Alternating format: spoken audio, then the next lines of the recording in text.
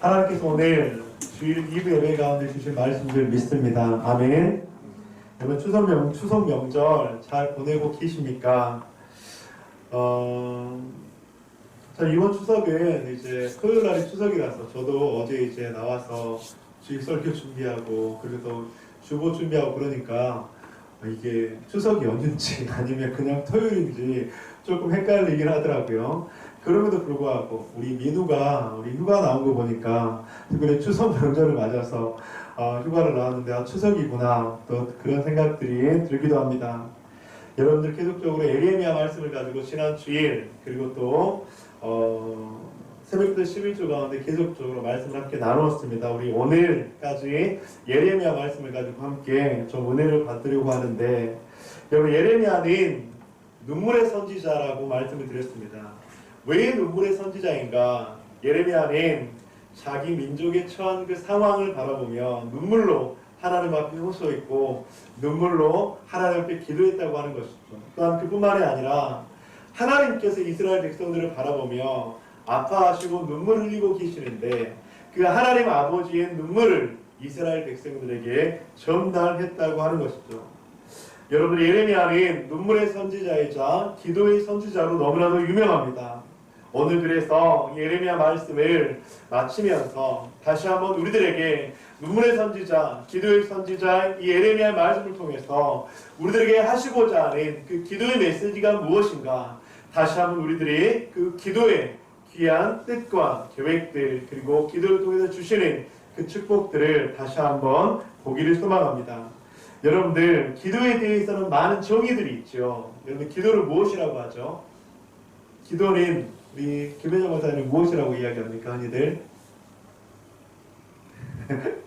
기도는 성도의 호흡이다 그렇게 이야기하잖아요. 여러분들 또한 기도는 하나님과의 만남이다 대화이다 그렇게 이야기를 하죠. 또한 기도는 하나님과의 친밀함의 표현이다 그렇게 이야기를 하고 있습니다. 여러분들 워런 워스비라고 하는 기도의 신학자가 여러분들 기도가 응답받지 못하는 이유를 아십니까? 라는 그 책에서 이런 이야기를 썼는데 참 도전이 되더라고요. 그리고 또 격려가 되더라고요. 그래서 말씀을 준비하면서 이 책을 보다가 잠시 책의 내용을 여러분들과 함께 좀 인용을 해서 나누고 싶습니다. 진지하게 기도하는 그리스도인은 누구나 응답받지 못하는 기도에 실망한다. 이런 일이 일어날 때 사람들은 각기 다른 반응을 보인다. 어떤 사람은 하나님을 설득하기 위해서 애쓴다. 또 어떤 사람은 하나님께 불만을 품고 그분의 뜻에 반항하며 교회를 떠난다. 또 어떤 이들은 여전히 조용히 슬픔을 안고 실망과 낙담 속에서 살아간다. 또 어떤 이들은 무슨 일이 일어나게 될 것을 기대하면서 용감하게 계속 기도한다. 워런 워스비는 계속적으로 이런 이야기를 합니다. 언젠가 될지는 모르지만 누구나 살면서 응답받지 못한 기도에 인해서 마음의 상처를 입을 수 있기 때문에 우리는 이 문제에 현실적으로 어떻게 대처를 해야 한다. 여러분들이 네 가지 상황 어쩌면 우리 모두가 이 네 가지 상황 가운데 있을 수 있다고 해도 과언이 아닙니다. 어떤 사람은 하나님을 설득하기 위해서 애쓰고 또 어떤 사람들은 하나님께 불만을 품고 그분의 뜻에 반항하며 교회를 또 하나님을 떠나기도 하고 또 어떤 이들은 여전히 조용히 슬픔을 안고 실망과 낙담 속에서 아무 말도 하지 못하고 살아가고 또 어떤 이들은 무슨 일이 일어나게 될 것을 기대하면서 용감하게 계속 기도하게 된다고 하는 것이죠. 우리 성도님들, 성도님은 이 네 가지 가운데 몇 번째에 속하십니까? 이 네 가지 가운데 어떤 반응들을 하고 계십니까? 오늘 예레미야 선지자는 그 질문에 대해서 우리들에게 귀한 통찰을 주고 있습니다.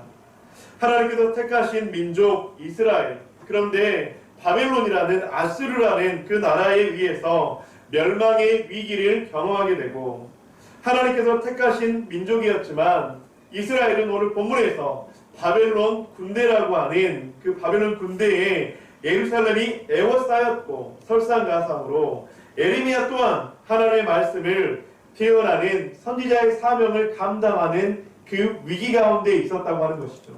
오늘 본문의 1절 예레미야가 아직 시인의 뜰에 갇혀 있을 때에 여호와의 말씀이 두 번째로 임하니라 이르시되, 예레미야는 심한 무력감을 가지고 있었을 것입니다. 이제는 아무것도 할 수 없을 것 같다는 절망감에 사로잡혀 있었을 것입니다.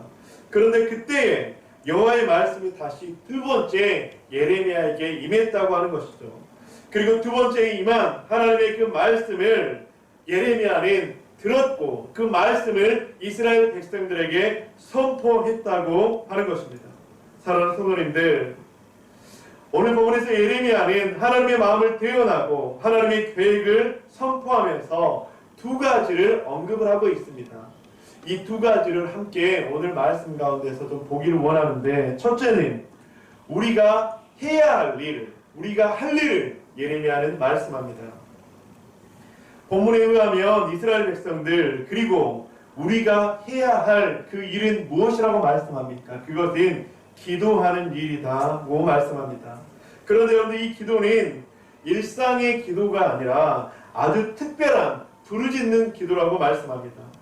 여러분, 평범한 일상에서는 일상의 기도가 필요할 거예요. 그런데 특별한 비상의 상황에서는 비상한 기도가 필요하다고 하는 것이죠. 그래서 주님은 선지자에게 3절에서 말씀합니다. 너는 내게 부르짖으라. 너는 내게 부르짖으라고 그렇게 말씀을 하고 있다고 하는 것이죠. 여러분들, 부르짖는 기도에 대해서 어떻게 생각하십니까? 여러분, 부르짖는다고 했을 때 그 기도는 굉장히 적극적인 기도의 모습인 것 같습니다. 그리고 굉장히 능동적인 기도의 모습인 것 같습니다. 그리고 부르짖는다라고 하는 그 기도는 굉장히 소리가 커야 할 것 같고, 그리고 하나님 앞에 간절한 마음으로 쏟아내야 될 것 같은 그런 기도가 바로 부르짖는 기도가 아니겠습니까? 그런데 이 부르짖는 기도에 대해서 불편해하시는 분들도, 어색해하는 분들도 종종 있는 것을 볼 수가 있습니다. 저는 이 부르짖는 기도에 대해서 목회자로서 50%는 동의를 하지만 또 50%는 여러분들 때로는 조용한 묵상의 기도가 필요하기도 하고, 때로는 하나님 앞에 잠잠히 나아가는 그런 기도도 필요하다고 생각합니다. 물론 우리가 기도할 때 하나님 앞에 적극적으로 간절한 이 부르짖는 기도, 때로는 그리고 하나님 앞에 잠잠하게 묵상으로 나아가는 기도, 이 기도가 여러분들 균형 감각 있게 나아가야 된다고 하는 것이죠. 그런데 오늘 본문에서 예레미야는 비상 상황에서는, 특별한 상황에서는 특별히 부르짖는 기도를 이스라엘 백성들에게 말씀을 하고 있다고 하는 것이죠. 사랑하는 성도님들, 우리는 왜 비상 상황에서, 왜 특별한 상황에서 이 부르짖는 기도를 해야 하는가? 오늘 본문 3절을 보면 그렇게 말씀하고 있어요. 너는 내게 부르짖으라. 내가 내게 응답하겠고 내가 알지 못하는 크고 은밀한 일을 내게 보이리라. 오늘 본문 가운데 하나님께서 부르짖으라고 하는 그 이유는 무엇입니까? 너는 내게 하늘에 계신 나의 아버지라고 부르짖어라. 우리가 하나님을 아버지라고 부르짖을 때 여러분들 어떤 일이 일어나기 때문입니까? 그것은 우리가 하나님을 급한 상황 가운데, 비상한 상황 가운데 부르짖을 때 하나님께서는 그 비상한 상황 속에서 우리들에게 급하게 응답하신다고 하는 것이죠. 사랑하는 성도님들, 우리는 하나님의 자녀가 되고 바벨론과 같은 위기와 사면 초과의 상황에서 하나님의 응답을 경험하게 된다고 하는 것이죠. 여러분들, 부모와 자녀의 관계가 있어요. 그런데 부모와 자녀의 관계 가운데서 자녀에게 특별한 위기의 상황이 있다고 생각해 보십시오. 여러분들, 우리 시아하고 시우가 있는데 본인이 너무나도 위기 상황이에요. 그런데 엄마 아빠에게 엄마 아빠 아무렇지도 않는데 그렇게 엄마 아빠를 부르면 엄마 아빠가 그냥 그 상황을 급한 상황으로, 비상 상황으로 생각하시겠습니까? 여러분들, 그 비상 상황 속에서 엄마, 아빠, 나 지금 너무나도 힘든 상황이야, 위급한 상황이야, 급한 상황이야, 그렇게 부르짖는 그 부름 속에 하나님께서는 그 비상황 상황을 인식하시고 그 자녀들에게 나아간다고 하는 것이죠. 그런데 이 부르짖는 기도는 자녀들에게 주신 특권이라고 하는 것입니다. 자녀들에게 주신 특권, 자녀가 아버지를 하늘에 계신 우리 아버지라고 이야기하는 것처럼 하늘에 계신 우리 아버지에게 비상 상황에서 부를 수 있는 그 특권이 바로 부르짖는 기도라고 하는 것이죠. 그런데 안타까운 것은 우리는 이 비상 상황에서 우리들에게 주신 이 특권이 이 부르짖는 기도를 사용하지 못할 때가 있다고 하는 것입니다. 여러분, 아프리카에서 많이 소식하는 뱀잡이 술이라는 여러분 새가 있어요. 여러분, 이 새입니다. 뱀잡이 술이 여러분 혹시 보셨습니까? 근데 이 새를 비서새라고도 이야기해요. 비서, 세커터리 버드. 세커터리 버드는 뭐죠? 우리가 흔히들 이야기하는 사무실에, 회사의 비서라고 하는 것이죠. 근데 왜 비서새라는 이름이 왔냐면 뱀잡이 술의 깃털이 여러분들이 예전에 저런 깃털을 뽑아다가 이제 펜에 잉크에 묻혀서 편지 같은 걸 썼잖아요. 그래서 이제 그걸 따와서 영어로 세커터리 보드라고 이렇게 이야기해서 비서새라고 하는 뱀잡이 수리입니다. 근데 저 새는 날개를 펴면 2m 이상이 되고요. 초원에서 여러분들 32km까지 걸을 수 있는 굉장히 왕성한 그리고 또 힘이 있는 그런 새입니다. 그런데 우리 뱀잡이 수리 저 비서새는 하늘을 날다가 여러분 땅에 있는 뭐 두더지라든지 뱀이라든지 그런 것들이 보이면 쏜살같이 땅으로 내려와서 그 먹이를 잡는다고 합니다. 근데 이 비서새에게 치명적인 약점이 있다고 합니다. 그 약점이 뭐냐면 이제 그 자기의 먹이를 잡아서 땅에서 이제 그 먹이를 먹고 있잖아요. 그런데 갑자기 그때 맹수가 나타나면 이 비서새는 당황을 해서 날지 못하고 그냥 도망쳐 뛴다고 합니다. 여러분들, 이 비서새는 하늘을 높이 날 수 있는 그런 새이거든요. 그런데 위기 상황이 되면 갑자기 그것을 망각하는지 날지 못하고 무조건 도망쳐 뛴다고 해요. 여러분들, 이 하늘을 나는 새가 땅을 뛰면 얼마나 뛰겠습니까? 그러다가 잡히는 경우가 허다하다고 합니다. 사랑하는 성도님들, 날아야 할 때 나르지 못하는 새, 꼭 필요할 때 나르지 못하는 새, 자신에게 날 수 있는 그 특권이 있지만 그 특권을 누리지 못하고 때로는 그 위기 가운데 더 큰 어려움을 겪는 이 새처럼 오늘의 사는 많은 그리스도인들이 이런 어려움 가운데 빠질 때가 있다고 하는 것입니다. 하나님께서는 현실을 뛰어넘어서 현실 속에서 승리하라고 우리들에게 기도의 날개를 주셨습니다. 기도의 날개를 활짝 펴서 그 위기 상황 속에서 하나님께 부르짖어라. 그 위기 상황 속에서 하나님 앞에 나아오라. 그 비상 상황 속에서 비상하라고 우리들에게 기도의 날개를 주셨는데 때로는 우리가 그 위기 상황 속에서 비상의 날개를 펴지 못하고 기도의 날개를 펴지 못하고 주저앉을 때가 있다고 하는 것이죠. 오늘 본문에서 부르짖다라고 하는 이 히브리어는 케라라는 단어를 써요.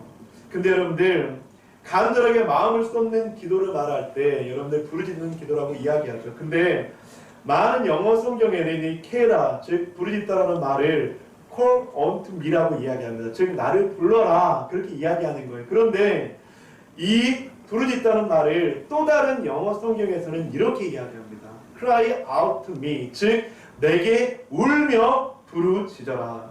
성도님들, 우리가 하나님 앞에 해야 할 일은 부르짖는 기도인 줄 믿습니다.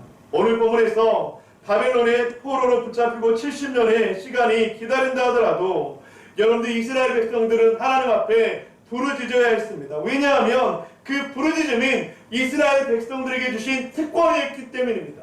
그 부르짖음은 이스라엘 백성들이 하나님의 보호하심과 책임지심과 하나님의 인도하심과 지키심을 경험할 수 있게 하는 놀라운 하나님의 선물이었기 때문입니다.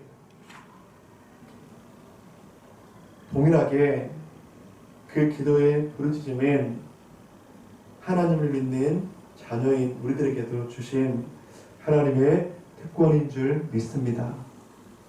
사랑하는 거부들의 가족 여러분, 우리는 주님 앞에 부르짖으며 나아가야 합니다. 우리가 주님 앞에 부르짖으며 나아갈 때 하나님께서는 그 부르짖음을 결코 외면하지 않으시고 그 부르짖음 가운데 우리들에게 가장 좋은 곳으로 주실 줄 믿습니다. 아멘. 두 번째로 여러분들, 우리가 해야 될 일들은 바로 우리는 기대할 일을 기대해야 된다고 말씀합니다. 우리가 마땅히 기도할 바를 기도했다면 그 다음에 필요한 것은 바로 기대라고 하는 것이죠. 본문에서는 두 가지 기대를 약속합니다. 그 하나는 우리는 기도한 이후에 무엇을 기대해야 되는가? 그것은 바로 응답을 기대하라고 하는 것이죠. 내가 내게 응답하겠고. 사랑하는 성도님들, 우리가 기도했다면 우리가 응답을 기대할 수 있는 그 이유는 무엇입니까? 그것은 우리 하나님께서 우리에게 응답하기를 원하시는 분이라고 하는 것입니다. 하나님께서 우리들에게 가장 좋은 곳으로 주시기를 원하시는 분이라고 하기 때문이죠. 우리 하나님은 무에서 유를 창조하신 창조주 하나님이신 줄 믿습니다. 아멘. 우리 하나님은 알파와 오메가인 줄 믿습니다. 아멘. 우리 하나님은 죽은 자를 살리시고 우리를 구원하여 주시는 구원의 하나님이신 줄 믿습니다. 아멘. 지난 새벽기도 11조 때 제가 그런 이야기를 드렸었죠. 성도님들, 우리가 믿는 하나님은요, 살아계신 하나님이신 줄 믿습니다. 아멘. 여러분, 만약 우리 하나님이 살아계시지 않다면 이 주일날 우리가 이 추석 명절에 나와서 예배하는 시간, 여러분들, 이 시간은 우리들에게 어떤 의미입니까? 우리가 살아계신 하나님 앞에 예배하는 것이 아닙니까? 우리가 살아계신 하나님 앞에 예배하며 하나님 우리의 예배를 받아주시옵소서, 우리의 예배를 주님께서 받아주시고 영광 받아주시옵소서. 여러분, 그런 의미에서 우리가 이 쉬는 명절, 이 주일날 아침에 나와서 하나님 앞에 예배하는 것이 아닙니까? 여러분, 만약 그렇지 않다면 우리가 드려드리는 예배는 껍데기예요. 여러분, 그렇지 않습니까? 만약 하나님이 살아계시지 않다면 우리가 드려드리는 기도는 누구에게 하는 것입니까? 죽은 신에게 하는 것입니까? 여러분, 그렇지 않아요. 우리가 믿는 하나님은 살아계신 하나님이신 줄 믿습니다. 아멘. 우리가 믿는 하나님은, 우리가 예배하는 그 하나님은 어제도 오늘도 내일도 우리 가운데 역사하실 하나님이신 줄 믿습니다. 여러분들, 그 하나님을 우리가 기대하는 것, 그것이 바로 하나님께서 우리들에게 주신 놀라운 축복이라고 하는 것입니다.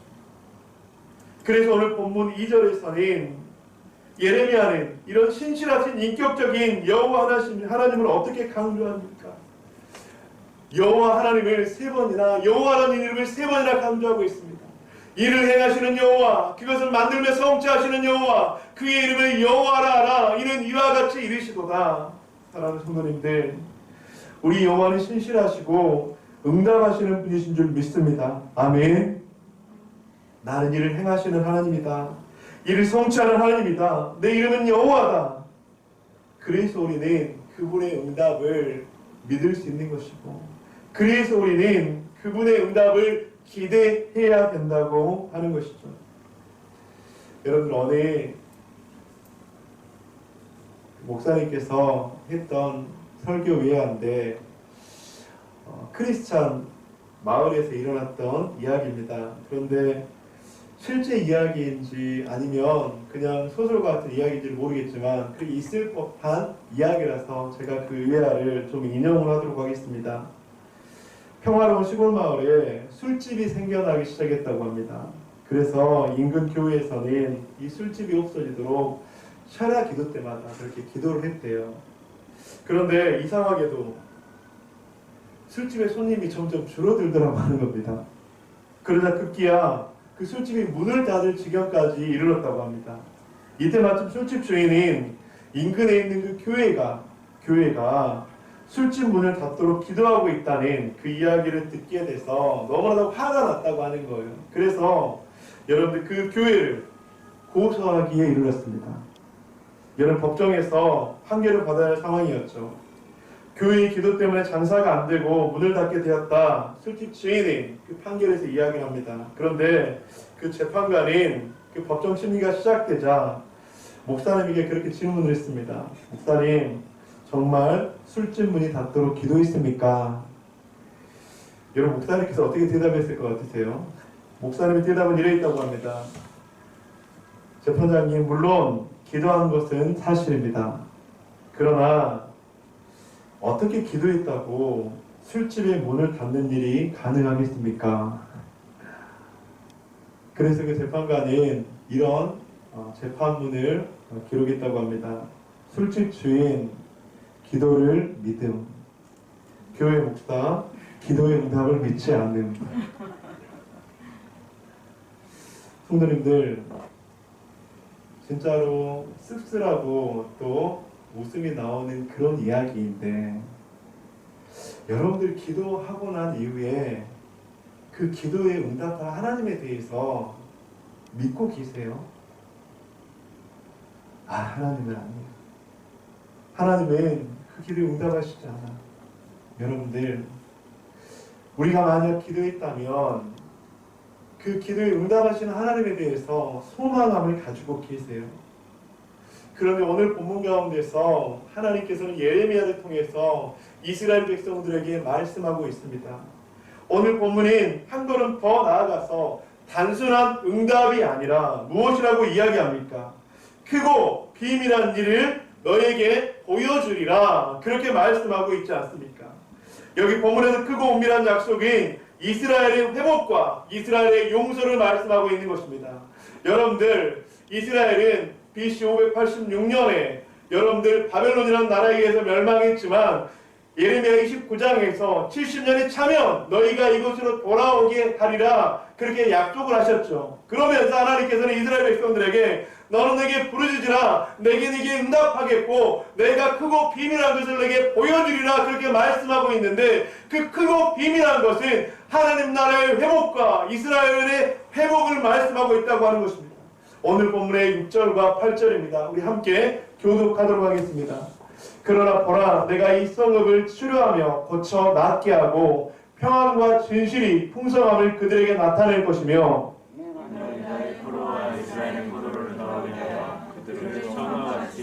함께 읽겠습니다. 내가 그들을 내게 범한 그 모든 죄악에서 정하게 하며 그들이 내게 범하며 행한 모든 죄악을 사할 것이라. 아멘.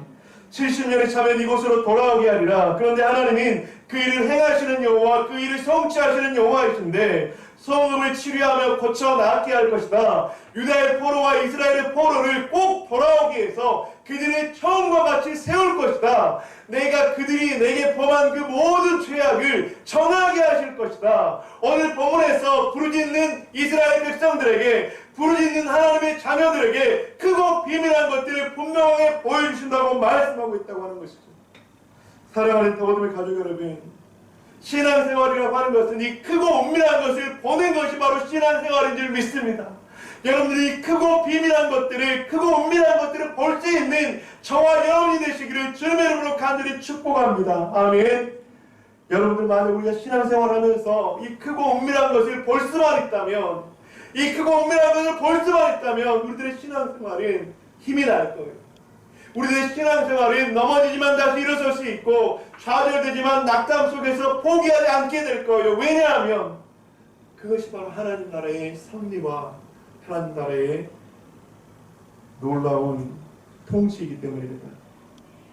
오늘 본문의 3절에서 내가 알지 못하는 크고 은밀한 일을 보이리라. 여러분들, 알지 못하는 크고 은밀한 일, 여러분, 이 말씀을 제가 좀 묵상을 했는데, 여러분, 히브리어로 파차르라고 이야기합니다. 그래서 그 말의 뜻은 접근하지 못하게 하다, 단절되다, 즉 인간으로서는 접근할 수 없도록 감추어진 일, 여러분 그것을 봐도 크고 비밀한, 은밀한 일이라고 이렇게 이야기를 하는데, 여러분 NIV 성경에는 이렇게 이야기하고 있습니다. 인간의 이성으로 측량할 수 없는 일. 킹 제임스 버전 성경에서는, 또 NASB 성경에서는 위대한 일들이라고 번역을 하고 있습니다. 여러분, 무엇을 말하는 것입니까?